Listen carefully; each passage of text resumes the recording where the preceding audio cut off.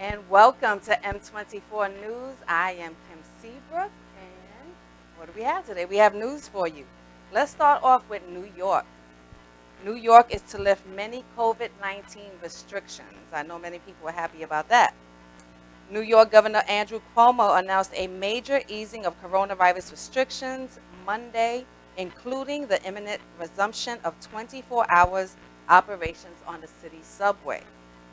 The announcement highlights how far the Big Apple, once the epicenter of the United States outbreak, has come in getting the virus under control. From May 19th, percentage limits on occupancy will be scrapped for many business and cultural venues in the city, including shops, restaurants, cinemas, and museums. These limits currently vary between 33 and 75% capacity.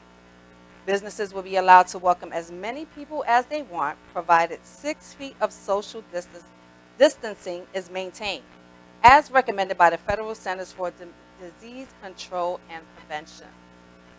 Businesses will be allowed to welcome as many people as they want. It's fully open, subject to 6 feet, Cuomo told reporters. The 6 feet rule does not apply if all customers provide proof of vaccination or a negative test. Very interesting. All the arrows are pointing in the right direction, he added, pointing to declining COVID 19 positivity rates and hospitalizations, which they are at the lowest since November, and rising vaccination levels. Outdoor gathering limits will double from 250 to 500 people, while 250 people will be able to get together indoors, up from 100. Larger gatherings will be allowed if everyone in attendance is either vaccinated or recently tested negative. The announcement paves the way for New York famous theaters to plan their return. We look forward to reopening at full capacity and are working to safely welcome audiences and employees back to Broadway theaters this fall, said the Broadway League Trade Association. Large-scale indoor event venues will be able to operate at 30% capacity. That's up from 10% now, while outdoor sports stadium will operate at 33%. Cuomo said underground train services in the Big Apple will resume around the clock on May 17th. In May 2020, when New York was being ravaged by the disease, services were halted overnight to allow for trains to be disinfected. Services currently start running between 2 and 4 a.m. Monday's announcements, made in coordination with the neighboring states of New Jersey and Connecticut, came as 80,000 city government workers returned to offices, according to Mayor Bill de Blasio. De Blasio has said he hopes New York City can fully reopen by July 1st, and many private employees have yet to set a return date, though, and the business districts in Midtown and Wall Street remain deserted, with many staff still working from home. I know New York is pretty happy to be able to go out and enjoy themselves and be a little more free. And let's see what's going on in the UK. Thousands dance mask-free at UK live gig trial. Thousands danced without face coverings at a music festival in northern England as the UK government permitted the country's first Lock gig. A crowd of 5,000 people cheered, danced, and sang along to performances from bands including English indie pop act Blossoms at the sold-out event on Sunday at Liverpool's Selfin Park. The festival was part of a pilot project by the UK government called the Events Research Program. And that's to test crowd safety at live events ahead of planned lifting of restrictions on June 21st. Hugging a group of friends outside the concert tent, Matt Berry said they were getting back to doing normal things that normal people do finally. I think it's good to get it all started again to test if we can all work for summer, and if we all go ahead in the summer as well, said another concert goer. The government has previously allowed limited numbers of supporters to attend sports events such as the FA Cup semifinal at Wembley. Researchers are monitoring how well different approaches to social distancing and ventilation work. All those attending the two-day concert had to take lateral flow coronavirus tests before entering the venue, and will also have to take another test afterwards. They have to give their contact details to the state-funded health service so they can be traced if they test positive. The bands performed in a tent. At the entrance to the venue, audience members had to show QR codes and COVID test results. There's no reason why anyone should catch anything, so I am at ease with everything. I am excited, said Just Davis at the gig. The prestigious Brit Award ceremony on May 11th will also allow 4,000 people to attend London's O2 Arena as long as they have a negative test result. The UK has given more than 34 million people a first vaccine dose, and there are currently 1,451 people in the hospital with the virus, according to the latest government figures. Okay, let's see what else is going on. COVID, again. WHO begs G7 to step up and combat COVID. The WHO pleaded Monday with the G7 to dig deep and find a global COVID-19 recovery, warning the crisis cannot be resolved worldwide if they do not step up. The World Health Organization said the group of 7 industrial powers had the ability to fund the vaccines, tests, and treatments needed to conquer the pandemic and knock down the barriers blocking faster production. WHO Chief Tedros urged the G7 to take decisive action at their June 11th to 13th summit being hosted by British Prime Minister Boris Johnson. The G7 countries are the world's economic and political leaders. They are also home to many of the world vaccine producers, Tedros said at the news conference. We will only solve the vaccine crisis with the leadership of these countries.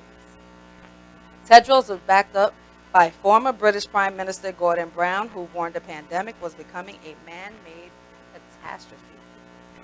The Access to COVID-19 Tools Accelerator program for finding, developing, and distributing corona jabs, tests, and therapeutic is $19 billion short of its $22 billion target this year. And a further $35 to $45 billion will be needed next year to ensure most adults the world get immunized. Brown, who chaired the wider G20 in 2009 as it plotted its way out of the global financial crisis, called for the immediate, decisive action from world leaders. I say to the G7, you have the power and the ability to pay for nearly 2/3 of the cost and secure a historic breakthrough by agreeing an equitable burden sharing formula. Brown said that based on national income, wealth, and benefits from the resumption of trade, the United States will pay 27% of the cost. Europe, 23%, Japan, 6%, Britain, 5%, and Canada. Plus South Korea and Australia, who will also attend the G7, and they would get 2% each. Brown added that he detected a change in Washington's attitude in recent days toward vaccine production licensing agreements and temporary intellectual property right waivers, which could expand production capacity. Okay. And Australia. Let's talk about Australia. They walked back racist India ban after backlash. Australia's Prime Minister fended off accusations of racism and having blood on his hands Tuesday, as he retreated from a threat to jail Australians trying to escape COVID-racked India. Scott Morrison's government moved to ban travelers from India from entering Australia until May 15th, threatening rule breakers, including Australian citizens, with prison time. Amid a widespread backlash, Morrison on Tuesday said it was highly unlikely that Australians who skirted a ban would be jailed. I think the likelihood of anything of that occurring is pretty much zero. Around 9,000 Australians are believed to be in India, where hundreds of thousands of new coronavirus cases are being detected every day, and the death toll is soaring. Among those traps are some of Australia's most high-profile sporting stars, cricketers playing in the lucrative Indian Premier League. Commentator and former Test cricket star Michael Slater was among those who pillared Morrison's decision as a disgrace. Blood on your hands, PM. How dare you treat us like this, he tweeted. If our government cared for the safety of Aussies, they would allow us to get home. Morrison said that the idea of blood on his hands was absurd. There have been a lot of difficult decisions during COVID, and people will criticize me and my government for it. I'm not going to fail Australia. I'm going to protect our borders at this time, he said.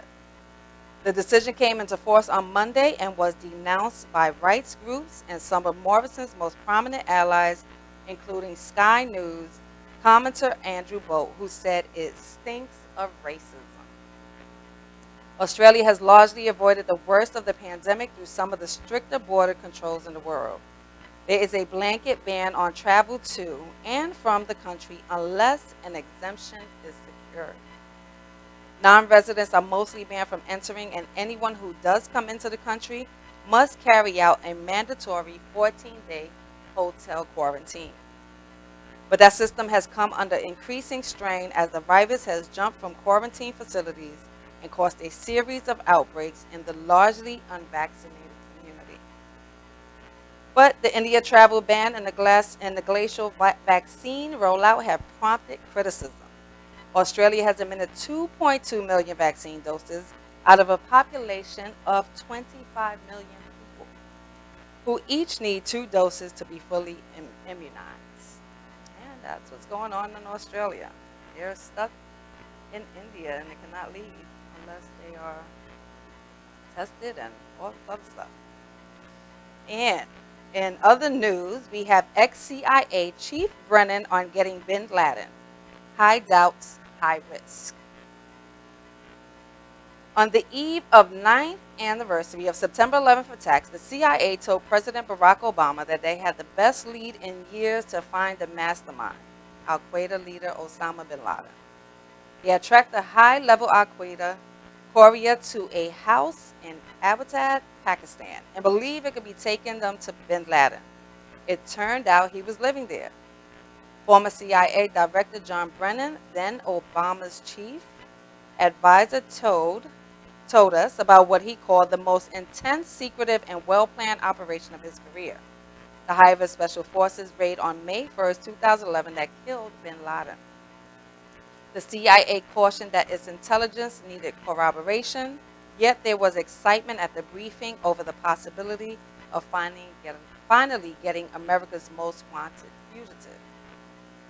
We aspire to find the man to give those victims of 9/11 the justice they deserve, Brennan said. Over the following months, CIA observers grew more convinced that a tall, bearded figure seen walking inside the compound, they called him the Pacer, was bin Laden, although they had no clear view of his face. By late December, Obama was ready to act. Amid intensely secrecy, White House officials began mulling an operation around a tabletop-sized model of the compound. One choice, a pinpoint missile strike, to leave them without proof that they had killed bin Laden. The second option, a helicopter assault on a moonless night, carried huge risks. U.S. soldiers could die in a firefight or be caught in a clash with Pakistan forces, who weren't warned about the raid, defending their territory against the incursion. As preparations advanced in early 2011, a senior CIA bin Laden expert was 70% certain that the Pacer was their man, while a separate red team review put that the probability was only at 40%. But there was still no positive ID. We didn't have as much intelligence as we have liked, certainly Brennan said. Still, he added, there was nothing that contradicted the view that this was bin Laden, and this is what we were looking for. Any indication that the Pacer was somebody else other than bin Laden. Okay. And in finance, Microsoft bets big on health with $19.7 billion purchase of Nuance. Microsoft is to acquire artificial intelligence and cloud computing company Nuance for $19.7 billion, bolstering its healthcare presence with a leader in voice recognition technology. Nuance's technology includes a conversational AI tool versed in specialized medical terms, freeing physicians from note-taking and allowing better patient-physicians interactions in person or in the telemedicine appointments that have taken off during the pandemic, executives said.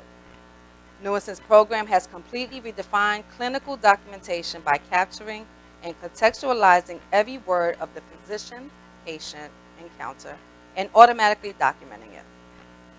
Nuance's technology is used extensively in medical records and is currently employed in more than 3/4 of U.S. hospitals, Microsoft said in a news release. Nuis's technology is currently used by more than 55% of physicians and 75% of radiologists in the United States. Microsoft said that the deal would double its potential healthcare market to nearly $500 billion. The acquisition builds on the existing partnership between the two companies, which have been collaborating since 2019 in telemedicine, a sector whose growth has been spurred exponentially by COVID-19 lockdowns around the world. Last year, the Redmond, Washington-based giant integrated Nuance Communications' Dragon Ambient Experience program to its Teams communication software, which enables remote transcription of medical conversations. Microsoft also sees potential to expand the technology beyond healthcare.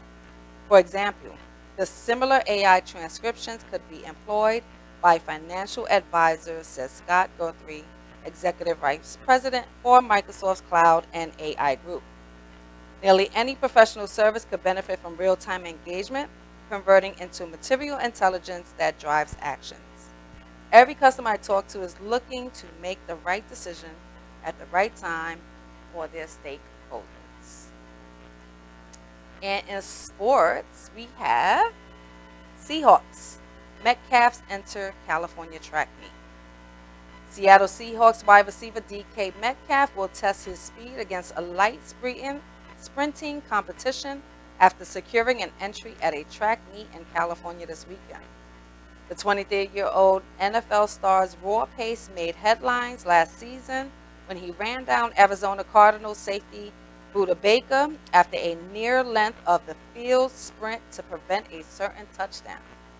The rival moment drew a lighthearted response from USA Track and Field, who tweeted that Metcalf was welcome to try and earn a place in the U.S. trials for the Tokyo Olympics being held in Eugene, Oregon next month.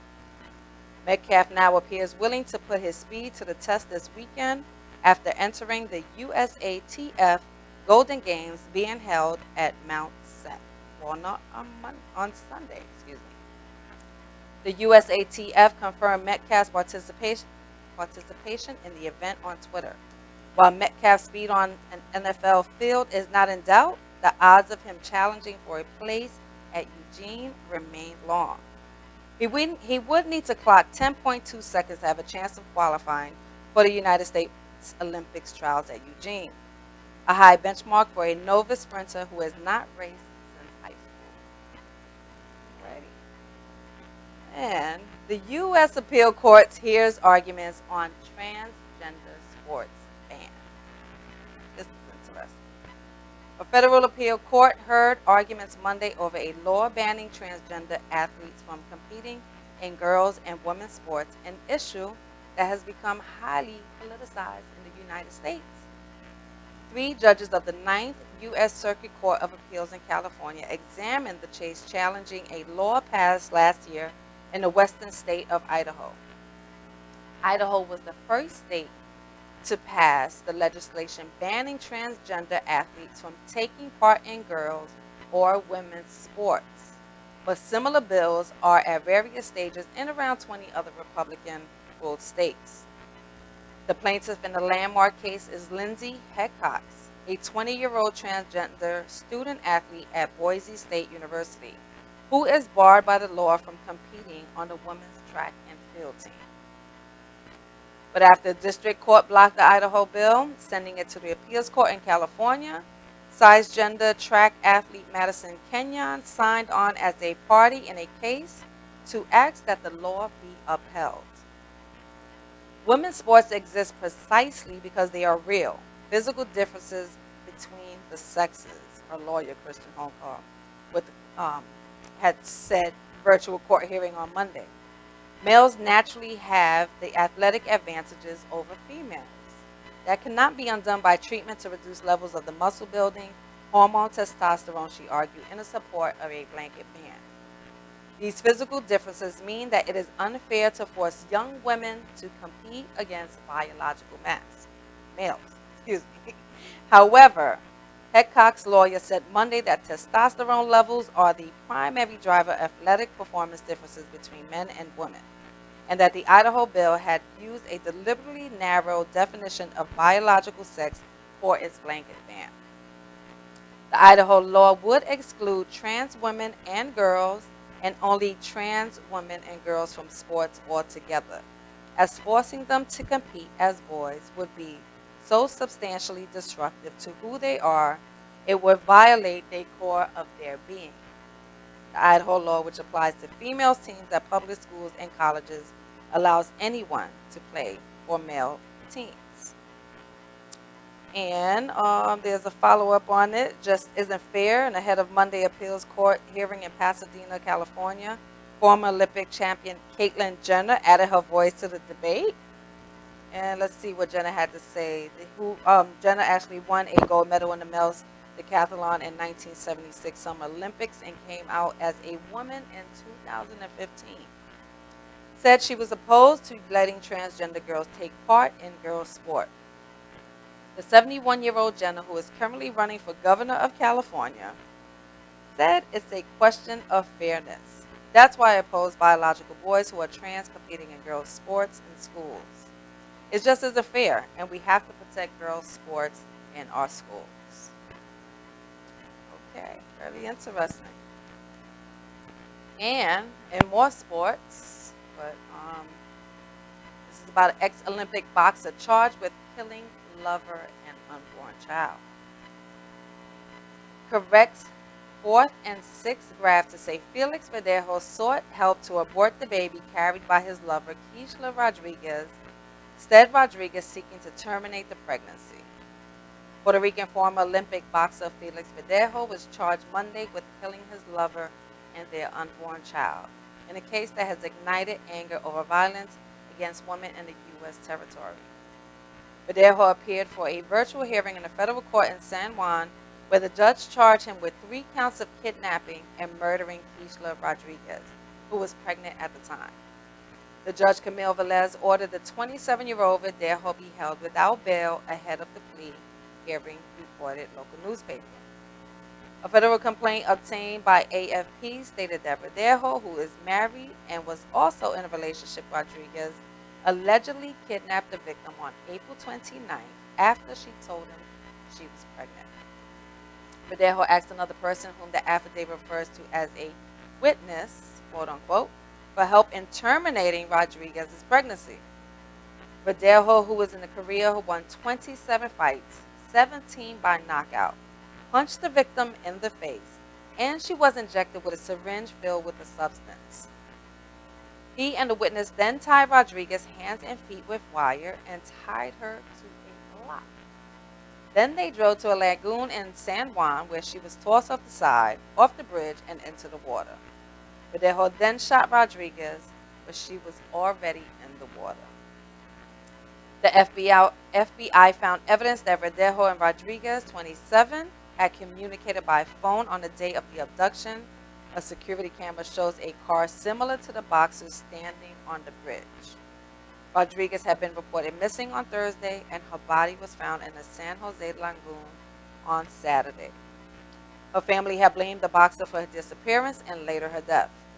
The case sparked protests in Puerto Rico, whose Governor Pedro Pierluisi declared a state of emergency in January due to violence against women. Verdejo represented Puerto Rico in the London 2012 Olympic Games, and that same year began his professional career in the lightweight category. The boxer, whose career suffered after a motorcycle accident in 2016, could face the death penalty if found guilty on all charges. Yeah. And what else do we have here? In Europe, we have clubs caught between a financial pit and hallowed grounds. As European football club struggles to make up revenue lost in the pandemic, one untapped source of revenue is stadium naming rights, but exploiting them may not be straightforward. Many football fans have long opposed clubs selling their history, and during their European Super League fiasco, supporters made clear that the hostility to trading tradition for cash. Furthermore, some more big money sports sponsors, notably airlines, have also been hit hard by COVID-19 restrictions. Many European sport clubs have been missing out on millions worth of stadium naming sponsorship fees annually.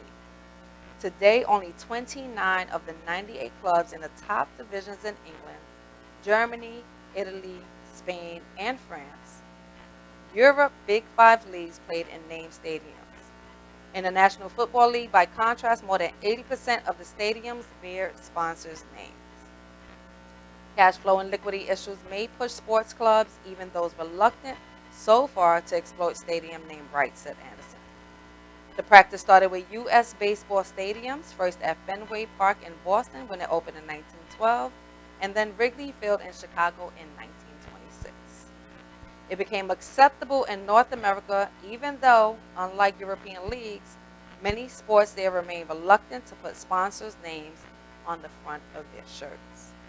In Europe, one of England's rentable cricket grounds became the Forster Ovals in 1988 in a deal with the Australian brewer. Premium League Bolton Wanderers sold the rights to the new stadium to Reebok in 1997, but the subsequent name changes for the same arena as other sports. First Macron and then the University of Bolton took over, shows the danger of such deals. And digital authentication opens new doors for arts sports collectors.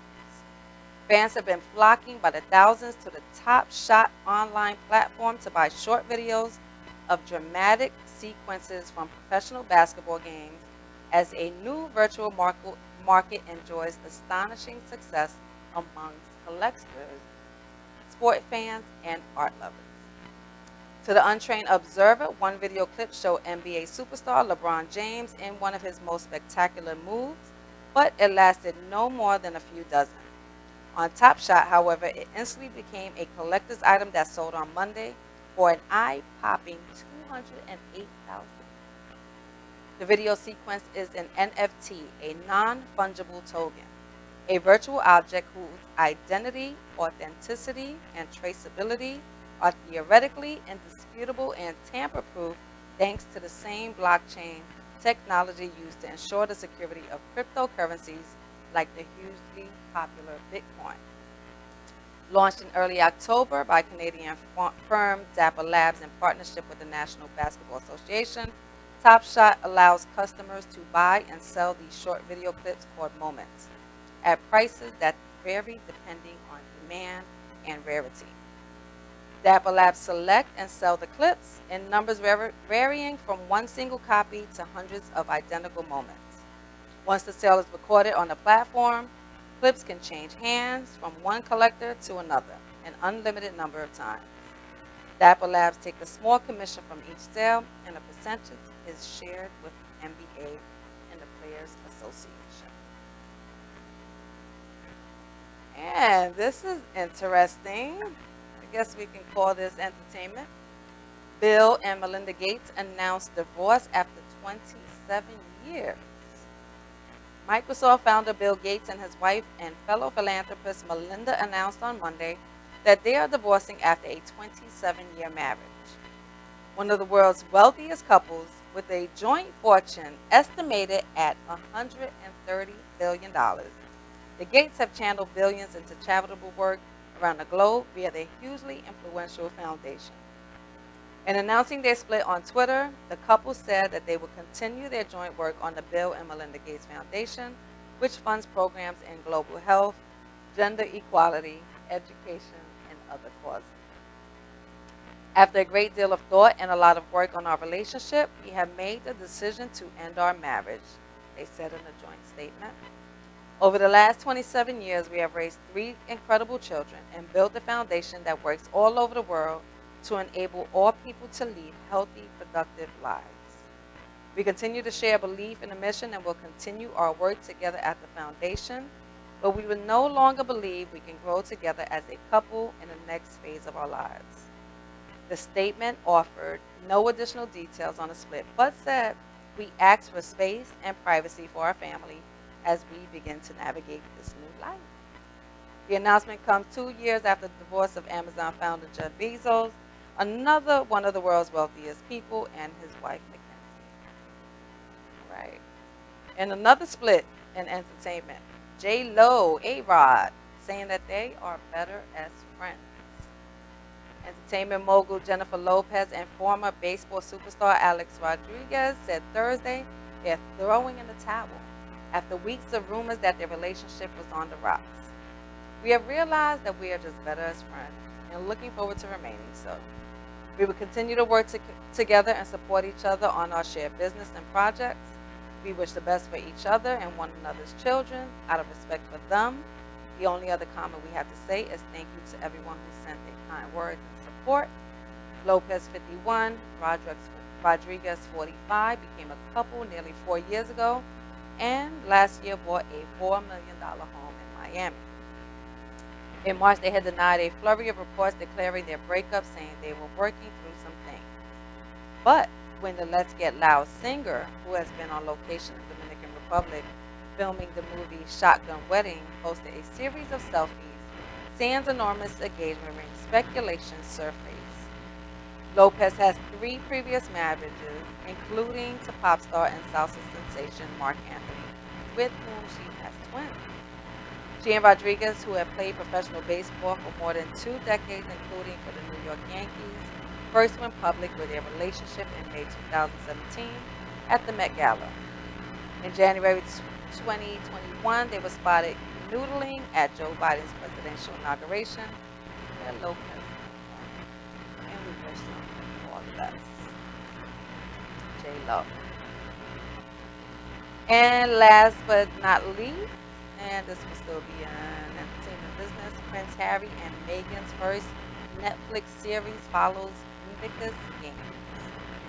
Prince Harry will produce a documentary about the Invictus Games for disabled military veterans.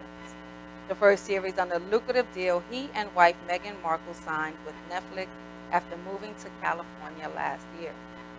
Harry, who served the British military in Afghanistan, will appear on camera and executive produce Hard Invictus, a multi-episode series which follows competitors as they train for next spring competition in The Hague.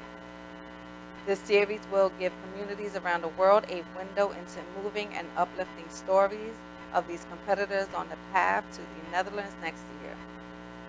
The program will be first released by the couple's Archwell Productions, which inked a sprawling deal with the streaming giant Netflix last September to produce impactful films and series. As Archwell Productions' first series with Netflix in partnership with the Invictus Games Foundation, I couldn't be more excited for the journey ahead of or prouder of the Invictus community for continuously inspiring global healing, human potential, and continued service. No financial terms were disclosed, but the deal is reported to be a multi-year and exclusive to Netflix. Multiple other projects rumored to be in the development include a nature documentary series and an animated series focused on inspiring women. The Duke and the Duchess of Sussex and the Archwell Productions team are building an ambitious slate that reflects the values and causes they hold dear. From the moment I met them, it's been clear that the Invictus Games holds a very special place in their hearts, and I couldn't be happier at their first series for Netflix will showcase that in a world that they have never seen before. And this is your news for today. And I just encourage you all to be safe out there with the energy that is surrounded as things start to open up for you. And stay tuned as we will provide more news, entertainment, and business information for you here on M24 News. I am Kim Seabrook. Please make sure to download the apps on your Android and your iPhones. You can also watch us on Roku, Apple TV, and your Amazon Fire Stick. Again, thank you so much for tuning in. Kim Seabrook with M24 News, and we will see you next time.